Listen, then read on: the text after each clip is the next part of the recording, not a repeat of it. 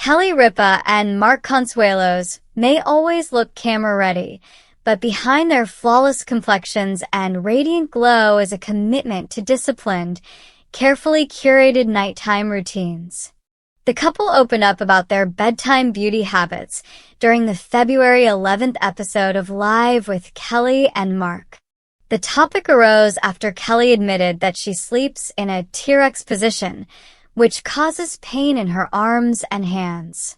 Executive producer Michael Gelman then provided Kelly with a solution as he suggested she wrap towels around her arms and fasten them with an elastic band to stop them from bending toward her chest. "I don't know how much more I can subject Mark to," replied Kelly. The TV host then showed the nighttime products she uses, one of which is a jelly face mask. "I sleep in it and it melts into your skin. And in the morning I peel it off and it's like a miracle. I look just like this," she said. Kelly then put on her teeth retainers and a pair of spectacles. "And then I say to Mark, 'So, what do you want to watch tonight?'"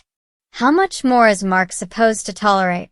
It seems Mark is just as high maintenance as his wife, as he shared that he uses nasal dilators and mouth tape every night. "And then we go. 'Good night, honey,'" said Kelly as she leant in to kiss her husband.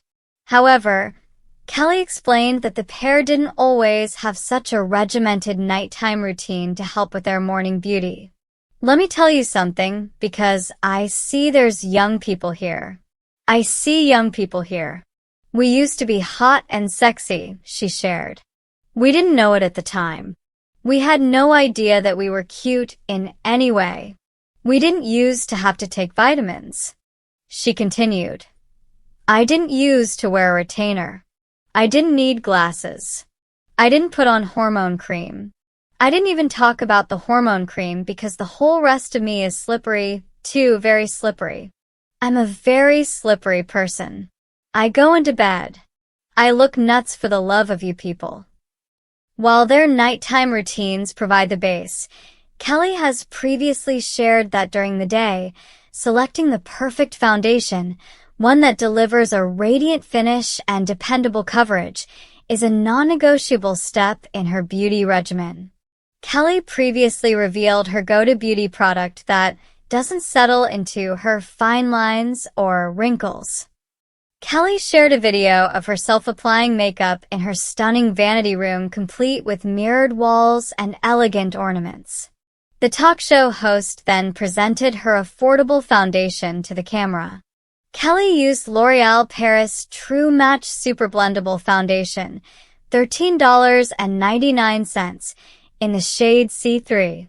Because it's a foundation that's lightweight and feels like a moisturizer, it doesn't settle into my fine lines or my wrinkles. "It's not cakey," she continued. "It's got this very natural second skin finish. This is makeup that feels like it's enhancing my routine.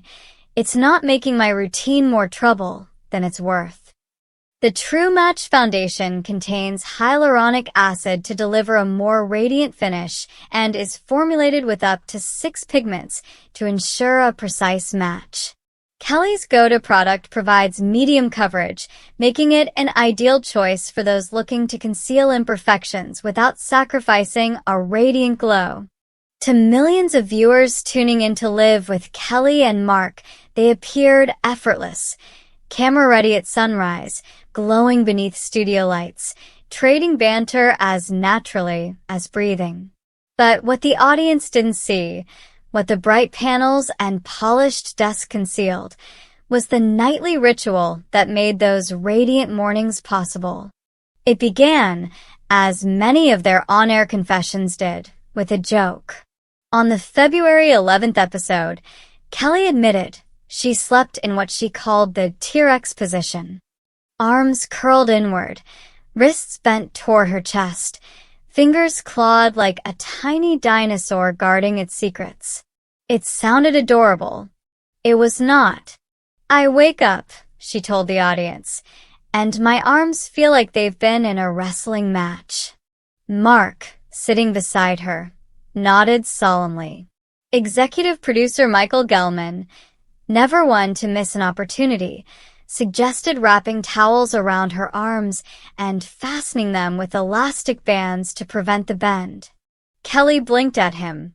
"I don't know how much more I can subject Mark to," she said.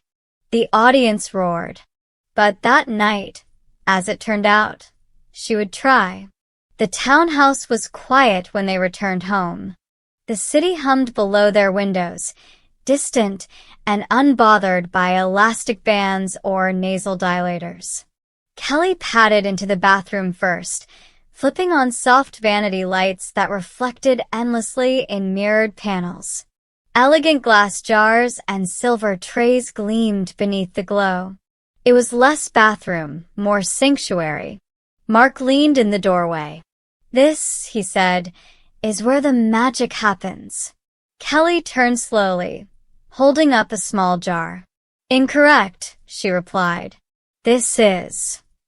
Inside the jar was her jelly face mask, translucent, cool, slightly luminous.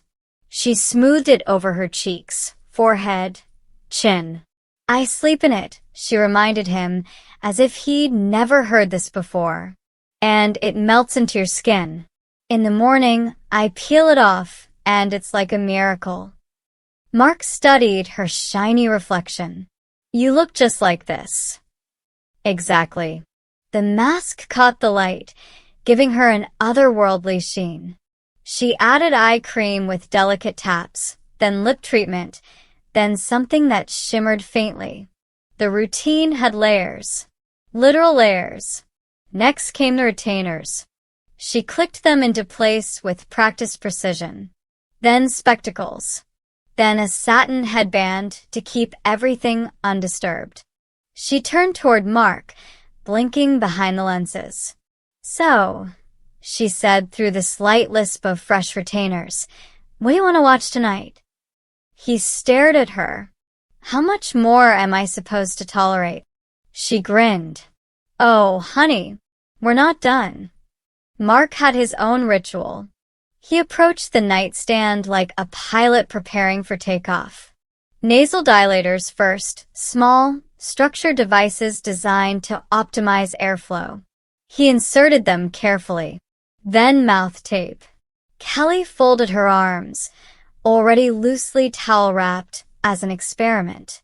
"You look like you're about to be shipped somewhere," she said. He peeled the tape, placed it across his lips with dignified resignation. They stood facing each other, her glossy and gleaming, him aerodynamically enhanced. "Good night, honey," she said. "MMPH," he replied warmly. They leaned in for a careful kiss, avoiding product transfer and adhesive mishaps. The glamorous life. But it hadn't always been this way. Later that week, back on the show, Kelly had looked out at a crowd dotted with younger faces. "Let me tell you something," she began, her tone shifting. "We used to be hot and sexy." Mark's eyebrows lifted. "We didn't know it at the time," she continued. "We had no idea we were cute in any way. We didn't use to have to take vitamins." The audience laughed, but there was nostalgia in her voice. Back then, bedtime had been simple. A shared pillow, maybe a quick face wash. No hormone cream. No retainers. No structured airflow strategies. "I didn't need glasses," she said. "I didn't put on hormone cream. I didn't even talk about the hormone cream." She paused. "Because the whole rest of me is slippery, too. Very slippery. I'm a very slippery person. I go into bed. I look nuts for the love of you people." Mark nearly fell out of his chair laughing. Yet beneath the humor was truth. Aging wasn't about vanity. It was about maintenance. About honoring change. About finding ritual in evolution. One Saturday afternoon, sunlight poured into Kelly's vanity room. She had decided to film a quick beauty segment, just her phone, a ring light, and the familiar reflection of mirrored walls. "Foundation," she said to the camera, "is non-negotiable." She held up her go-to bottle, L'Oréal Paris True Match Super Blendable Foundation in shade C3. It doesn't settle into my fine lines, she explained as she dotted it across her cheeks. It's lightweight. It feels like a moisturizer. It's not cakey. Mark wandered in midway through blending. You're glowing, he said. That's hyaluronic acid, she replied matter-of-factly. She buffed the foundation into her skin. The finish seamless, second skin, natural, radiant. This is makeup that enhances my routine, she said. It's not making my routine more trouble than it's worth. That was the key. Enhancement, not concealment. That night, armed with towels and elastic bands, Kelly attempted Gelman's suggestion. Mark watched as she wrapped each arm. You look like a festive roast, he said gently. She lay down carefully, arms secured in straightened positions. This, she declared, is innovation. 5 minutes passed. Then 10. The city hummed.